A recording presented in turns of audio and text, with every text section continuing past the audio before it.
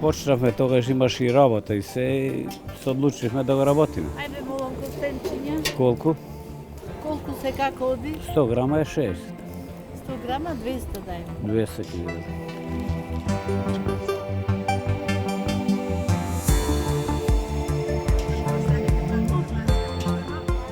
Ова порано беше по години назад врз улица од луѓе. Поготово пред Нова година. Не можеш да стигнеш да испечеш, а не да ти стојат. Ако сум продала преко години 20 кила, сега продам 4 кила, 5. Ете која е разликата. Тоа све, и цената влијае на тоа.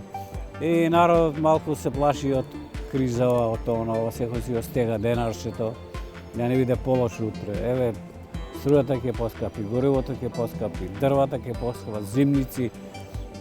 Све тоа еден човек мора да размислува. Школување на деца, храна, тоа е све побрзано.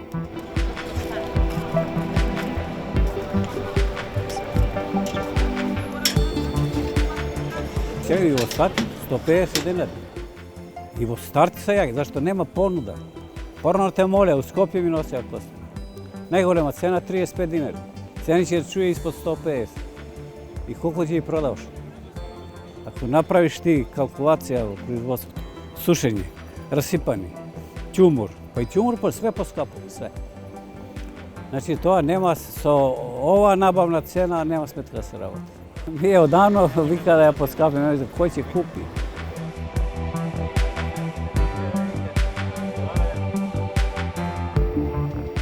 Овие 5 години имаме достава од Турци. Зашто кај нас више костанџи пред изумирање. Луѓето 90% не се спесни тоа, или не знаат, или не ги занима.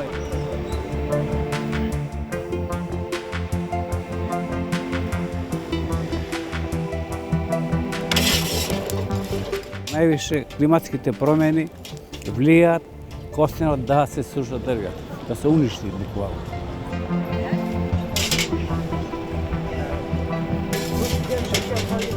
Од 41 дрво, 39 се сушиха, огромни. Страшно нешто. Порано чат пат што се вика едно овде, па едно можда 200-300 метри одалено, а сега нагло се суши. Костенот ќе го снема од Македонија.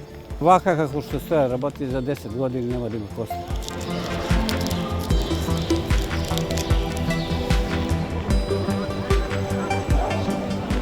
Ја не сум видел оваа година човек да се насме. Право да ви кажам. Се некако умислени, проаѓаат смислата на животот некако изгубена, стравот ли е, па и тоа влијае, и корона и оно. Нов сој на корона, ново предупредување, мора вакцини, мора ова, пазете се. Се тоа психички владее на човек.